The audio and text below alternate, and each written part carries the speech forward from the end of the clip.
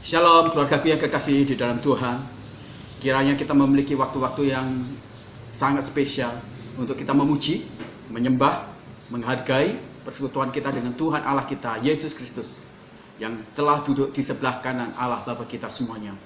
Serahkanlah bagian dari kehidupan kita, supaya wilayah areal penguasaan Roh Kudus di dalam kehidupan kita makin hari makin luas. Mari kita akan memuji, memuliakan Dia di tengah-tengah penantian kita secara personal, baik secara universal atau komunal, dalam gereja, dalam persekutuan kita, supaya akhirnya Roh Kudus benar-benar dapat diejawantahkan dan memenuhi kehidupan bagi gereja dan orang percaya. Mari kita memuji, menyembah, mengagungkan Tuhan Allah kita semuanya. Siapkan hati kita, siapkan pikiran.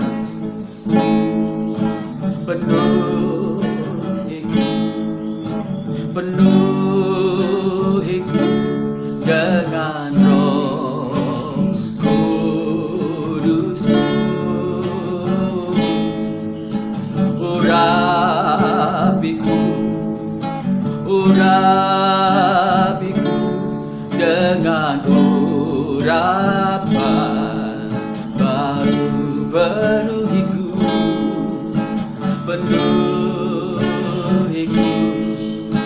Penuhiku dengan Roh Kudus-Mu, urapiku dengan urapan baru.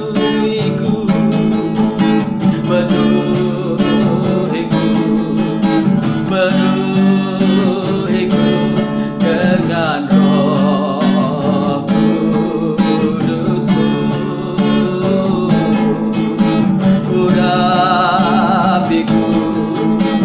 urapiku dengan urapan baru.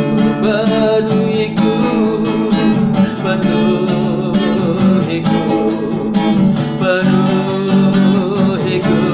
dengan Roh Kudus-Mu,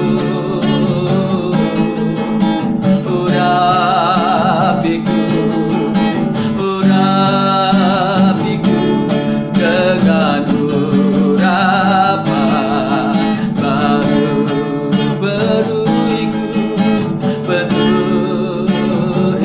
Penuhiku dengan Roh Kudus-Mu, urapiku dengan minyak kudus-Mu.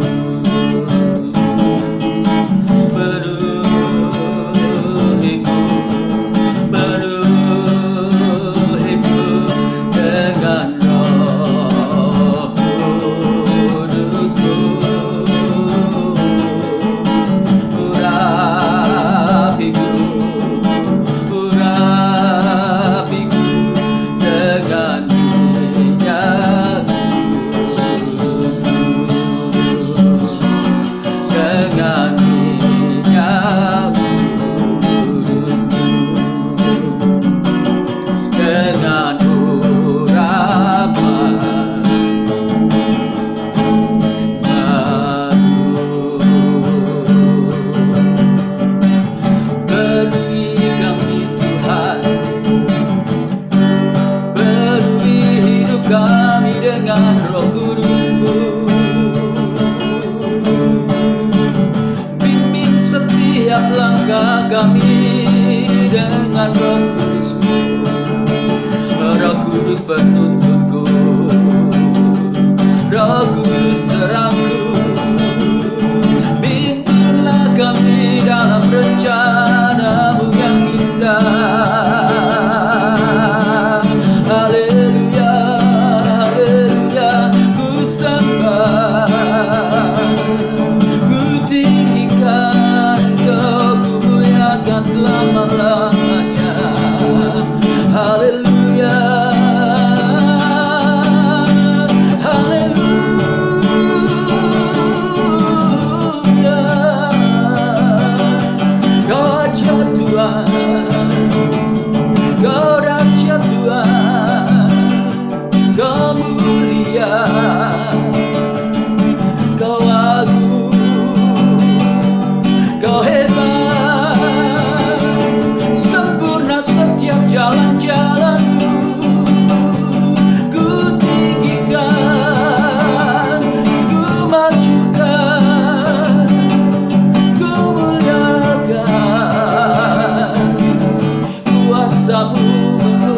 kuasai kami Tuhan. Bimbing kami dalam kasih setia-Mu. Haleluya, Roh Kudus urapi kami. Oh, urapi kami.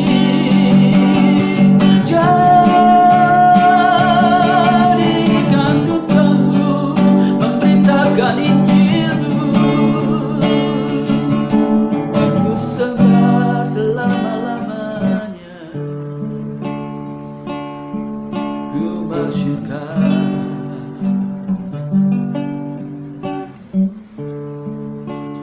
Biarlah Roh-Mu memenuhi kami terus Tuhan.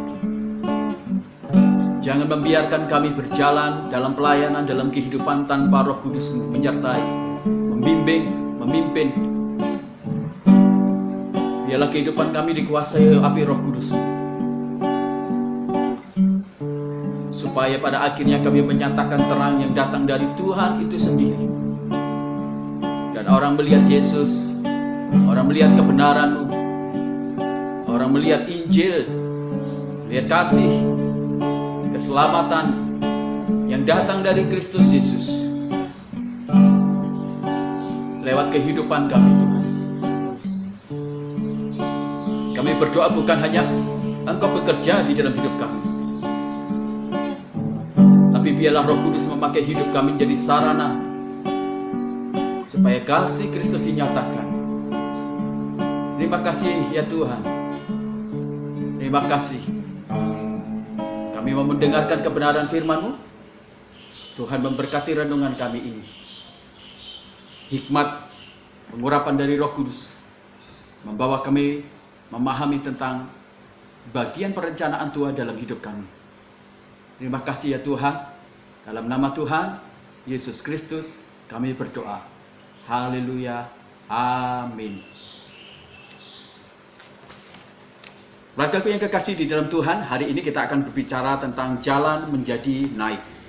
Kita akan membuka di dalam Kisah Rasul pasal yang pertama ayat yang ke-10 sampai ayat yang ke-11. Ketika mereka sedang menatap ke langit, waktu ia naik itu, tiba-tiba berdirilah dua orang yang berpakaian putih dekat mereka dan berkata kepada mereka, "Hai orang-orang Galilea, mengapakah kamu berdiri melihat ke langit? Yesus ini, atau Yesus yang sama, yang terangkat ke surga meninggalkan kamu, akan datang kembali dengan cara yang sama seperti kamu melihat dia naik ke surga." Amin. Berbahagialah kita yang membaca kebenaran firman Tuhan, menyimpan, melakukannya, karena kebenaran firman Tuhan akan menjadi berkat bagi kita semuanya. Dalam sebuah pendalaman yang bersifat alegoris, beberapa orang-orang yang memiliki mazhab Alexandria berkata, menerjemahkan secara alegoris, bahwa ketika Yesus naik ke surga, itu menyatakan sebuah bukti otentik bahwa dia memastikan gerejanya dan orang percaya dan umatnya itu berada di next level atau di titik-titik ketinggian. Gereja harus memiliki sebuah ketinggian di dalam nilai dia, moral dia. Gereja harus memiliki nilai tinggi juga di dalam etos kerja dia. Gereja harus memiliki nilai tinggi dan posisi yang tinggi ketika dia memberikan kontribusi kehidupan dia dalam segala bidang. Akhirnya gereja menjadi sebuah titik pembeda dan menjadi satu barometer dan menjadi sebuah kanon bagi kehidupan di seluruh marketplace, karena gereja menjadi satu standar ukuran yang luar biasa. Nah, gereja harus menyadari bahwa dia ada dalam posisi yang sangat tinggi. Sebagaimana Kristus yang telah naik ke surga dalam posisi yang sangat tinggi, gereja harus memahami bahwa dia adalah pribadi-pribadi dan umat Tuhan harus sadar bahwa dia memiliki satu standar hidup di atas rata-rata. Itu sebabnya hari ini kita berbicara menjadi tinggi ketika kita berbicara tentang kenaikan Yesus dan ketika kita berbicara tentang masa-masa kedatangan Pentakosta atau kehadiran Roh Kudus dalam gereja dan orang percaya. Pelajaran apa yang dapat kita petik di dalam Kisah Rasul pasal yang pertama ayat yang ke-10 sampai ayat yang ke-11. Ketika Yesus naik ke surga dan kemudian murid-murid memandang di sana dan malaikat kemudian memberikan sebuah penjelasan yang pasti dan mereka kemudian dikuatkan, diteguhkan dalam iman mereka, dan mereka pulang. Dan berbeda ketika mereka pulang, mereka menjadi orang-orang dan umat Tuhan yang luar biasa. Nah, maka kita akan belajar bersama-sama 3 pelajaran penting di sini. Pelajaran yang pertama, kita belajar tentang hiduplah menjadi orang-orang penakluk. Ketika Yesus naik ke surga, itu merupakan satu hal yang sangat luar biasa. Itu menunjukkan sesuatu kekuatan, kedahsyatan yang luar biasa. Ketika Yesus naik ke surga, dia menentang hukum alam. Sains pun tidak bisa menelaah, sains pun tidak bisa mengkaji bagaimana hebatnya, bagaimana mungkin manusia biasa yang tidak memiliki hukum aerodinamik atau hukum angin atau hukum yang naik, dia bisa menaklukkan sebuah hukum gravitasi. Dia bisa menaikkan hukum alam dan dia akhirnya bisa naik terbang tinggi.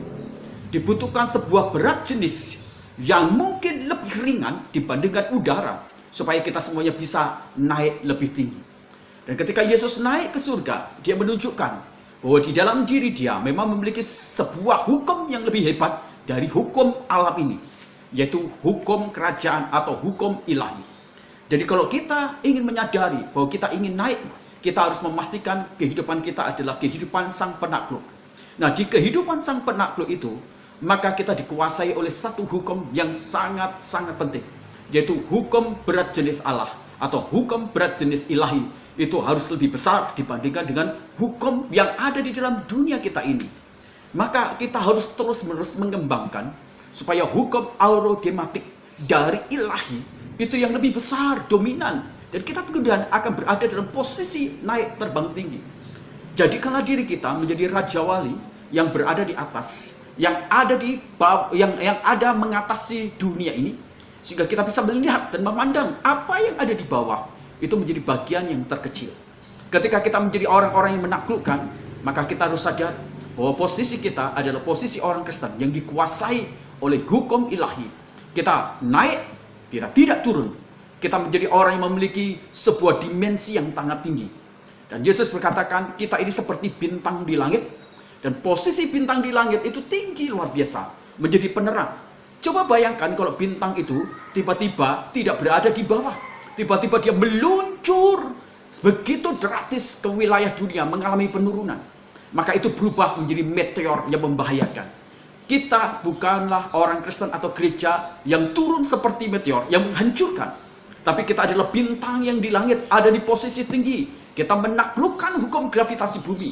Kita memiliki berat jenis ilahi di dalam kehidupan, sehingga kita memiliki kemampuan untuk menaklukkan. Ingat, apapun di dalam kehidupan kita, apapun yang terjadi dalam hidup kita semuanya, gereja dan umat percaya, dia memiliki sebuah hal yang luar biasa, yaitu bahwa dia hidup di bawah kepastian hukum ilahi yang menentang hukum gravitasi, yang menentang hukum alam, yang menentang hukum masalah. Karena kita sanggup menaklukkan itu semuanya, bukan karena kita, tetapi kodrat ilahi yang ada di dalam diri kita, Roh Kudus yang diberikan Allah dalam diri kita, yang memungkinkan kita menjadi sang penakluk. Pelajaran kedua adalah kehidupan kita harus dibangun dalam pola Allah. Nah, Bapak Ibu yang kekasih dalam Tuhan, ketika Yesus naik ke surga, malaikat datang kepada beberapa orang, ya, dan dia berkata, Yesus yang sama, Yesus yang kau lihat ini, itu akan datang lagi ke dunia dengan cara yang sama. Perhatikan, dengan cara yang sama. Nah, ketika malaikat itu berkata tentang cara yang sama, itu merupakan satu pola, sebuah sistem yang akan dipakai oleh Allah untuk merundukkan sebuah kebenaran bahwa Yesus yang terangkat, dia akan turun ke dalam dunia ini kedua kali dengan cara yang sama, dengan pola yang sama, dengan sistem yang sama. Jadi kalau kita ingin naik di level-level yang sangat tinggi, maka kita perlu hidup dikendalikan oleh pola atau sistemnya Allah, bukan sekedar pola kita semuanya. Pola Allah itu menjadi satu pola yang sangat penting dalam kehidupan kemajuan gereja, termasuk kemajuan kehidupan kita semuanya. Yesus telah banyak memberikan pola-pola dalam kehidupan kita semuanya. Yesus memberikan ketika murid-murid mereka meminta sebuah cara berdoa, Yesus memberikan pola berdoa yang berbeda dengan konsep dunia. Pada waktu Yesus diminta untuk menunjukkan tentang kualitas kasih pengampunan, Yesus menunjukkan pola yang berbeda. Semua kehidupan kekristenan kita, semua kehidupan gereja kita, itu harus dibangun di atas pola atau sistem Allah. Dan itu pasti akan membuat gereja dan membuat orang percaya itu naik levelnya. Ingat, Yesus yang naik, dia akan turun dengan pola yang sama, dengan sistem yang sama, dengan cara yang sama. Nah, Bapak Ibu yang kekasih di dalam Tuhan, ada beberapa pola-pola yang Tuhan inginkan pada gereja supaya dia mengalami perkembangan. Misal Bapak Ibu, Gereja yang hidup, gereja yang bertumbuh, dia harus memahami tentang satu pola yang penting. Apa itu pola yang penting? Yaitu memberitakan Injil. Nah, memberitakan Injil itu tidak memberitakan Injil di dalam gereja, tapi memberitakan Injil kepada jiwa-jiwa dan orang-orang yang belum percaya kepada Kristus. Kita sekarang sudah bisa melihat falsnya gereja di dalam pemberitaan Injil. Kita sudah melihat kelas-kelas pemuritan yang sangat fals, yang menjadi salah. Ketika orang-orang atau murid-murid atau kemudian jemaat-jemaat kita didik untuk mereka menjangkau jiwa, tetapi bukan di dalam dunia, tetapi ke gereja orang lain. Makanya saya harus mengatakan, gereja sekarang sedang mengalami namanya malPI. Beberapa gereja-gereja mereka merintis, tetapi mereka mau menghancurkan gereja lain. Mereka menarik jemaat yang sudah permanen, dipengaruhi dengan begitu banyak impian-impian, hadiah-hadiah. Nah, ini adalah sesuatu yang salah. Jangan heran kemudian ketika gereja tidak berfungsi sebagaimana mestinya, sekalipun gereja itu kelihatannya ada, kelihatannya bergerak, melakukan aktivitas, pada dasarnya gereja itu mati. Kalau Bapak Ibu semuanya memiliki sebuah benda, misalnya Bapak Ibu memiliki televisi, tetapi televisi itu tidak bisa digunakan, mati. Bendanya memang masih ada, tetapi hakikatnya benda itu seperti tidak ada, karena tidak berfungsi. Ketika gereja mengalami malPI, maka gereja itu memang ada, tetapi sebenarnya dia tidak memiliki keberadaan apapun juga. Ketika gereja mengalami malPI, memberitakan Injil, menarik jiwa-jiwa di dalam gereja lain, berarti gereja telah melakukan satu kejahatan. Bukan berapa banyak yang ada di dalam gerejamu sebenarnya, tapi apakah cara engkau memberitakan Injil itu sudah benar? Apakah orang yang ada dalam isi gerejamu itu adalah petobat-petobat baru? Atau orang-orang yang kemudian yang sudah bergereja yang kita tarik? Jangan sampai pola Allah itu dirusak. Sebab dengan dirusaknya pola Allah untuk membuat gereja mengalami pertumbuhan dengan cara pola memberitakan Injil kepada jiwa-jiwa dan orang-orang yang belum percaya, diubah dengan pola malPI, dengan pergi mempengaruhi dan mendidik jemaat-jemaat untuk mempengaruhi jemaat-jemaat orang lain pindah di gerejanya, maka itu akan merusak sebuah pola yang betul-betul kebenarannya sangat aktual dan hakiki.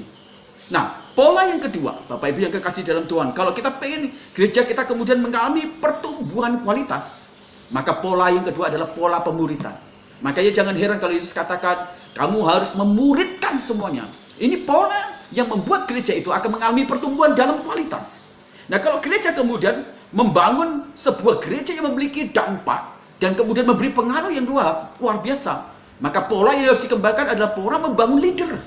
Ini menjadi satu pola. Nah, kalau gereja menjadi gereja yang sehat rohani, sehat hubungan, maka pola yang dibangun adalah pola persekutuan, pola doa-doa. Itu yang harus dibangun. Jadi pelajaran yang kedua, kalau kita ingin naik menjadi tinggi, maka kita harus hidup dengan polanya Allah dan bukan sekedar pola yang kita bangun berdasarkan daya imajinasi kita atau keinginan kita atau ambisi kita saja, tetapi polanya Allah. Dan yang terakhir yang dapat kita pelajari adalah ketika kita ingin menjadi tinggi, maka hiduplah dalam sebuah kebenaran, kepastian, pengharapan Tuhan. Waktu Yesus naik ke surga, malaikat itu berkata, Yesus yang sama, bukan Yesus yang berbeda. Yesus yang sama, yang tidak berubah. Yesus yang setia pada janjinya, Yesus yang setia pada komitmennya, Yesus yang setia dalam sifat-sifatnya. Yesus yang sama itu akan datang lagi kedua kali. Jadi ketika malaikat itu mengingatkan kita semuanya bahwa Yesus yang kembali ke surga, Yesus akan datang lagi kedua kali. Itu merupakan satu janji. Kita hanya akan memiliki kemampuan untuk menjadi hebat, menjadi tinggi, ketika seluruh kehidupan kita digerakkan oleh sebuah pengharapan yang pasti pada janji itu sendiri. Orang yang digerakkan oleh janji, maka orang itu tidak gampang menyerah. Orang yang digerakkan oleh janji, maka orang itu akan hidup dengan dinamika semangat. Orang kalau digerakkan oleh janji, maka orang itu akan melengkapi dirinya, mempertajam dirinya, membuat dirinya makin hari makin berkualitas dengan berbagai hal supaya mereka semuanya siap menantikan mempelai itu sendiri. Dalam sebuah perumpamaan tentang mempelai, Bapak Ibu, dikatakan di sana kita tidak harus kehabisan api, tetapi harus api kita menyala. Tapi bukan hanya api kita menyala, kita harus menyediakan minyak. Kata menyediakan minyak berarti harus ada sesuatu yang lebih. Ada sesuatu yang terisi lebih besar. Yaitu kita harus membangun kualitas kita semuanya. Mengisi, mempertajam, dan membawa kita semuanya. Mari kita mempertajam iman kita. Mari kita mempertajam pengetahuan firman kita. Mari kita mempertajam kualitas doa-doa kita. puasa kita, mari kita mempertajam pelayanan-pelayanan kita. Semakin kita mampu mempertajam dan makin berdiri pada kebenaran, janji, pengharapan itu, maka kita pasti akan menjadi orang yang penuh dinamika, semangat, dan kita tidak akan menurun. Kita akan maju, melengkapi diri kita dengan segala kapasitas, sehingga kita betul-betul bisa menjadi naik level kita semuanya. Mari terus-menerus kita berdoa supaya Roh Kudus memenuhi kita semuanya. 3 hal penting ini yang akan memastikan kita menjadi pribadi dan gereja yang naik levelnya. Tuhan memberkati kita semuanya. Mari kita akan berdoa. Kita mendoakan keberadaan gereja dan umat percaya yang sedang berkumpul dalam doa. Yang mereka yang merindukan hadirat Roh Kudus dicurahkan di gereja dan kehidupan mereka secara personal. Naikkan pujian ini. Dan setelah itu kita akan berdoa bersama-sama. Penuhiku dengan Roh Kudus-Mu, urapiku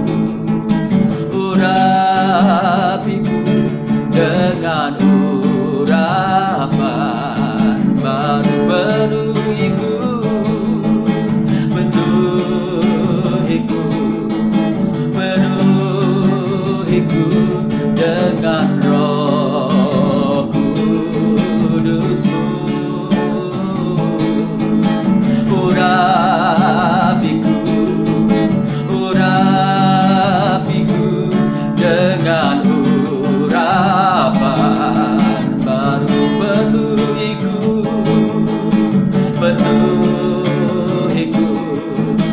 Penuhiku dengan Roh Kudus-Mu,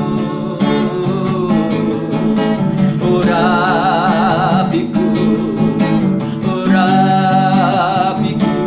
dengan urapan baru. Dengan urapan baru.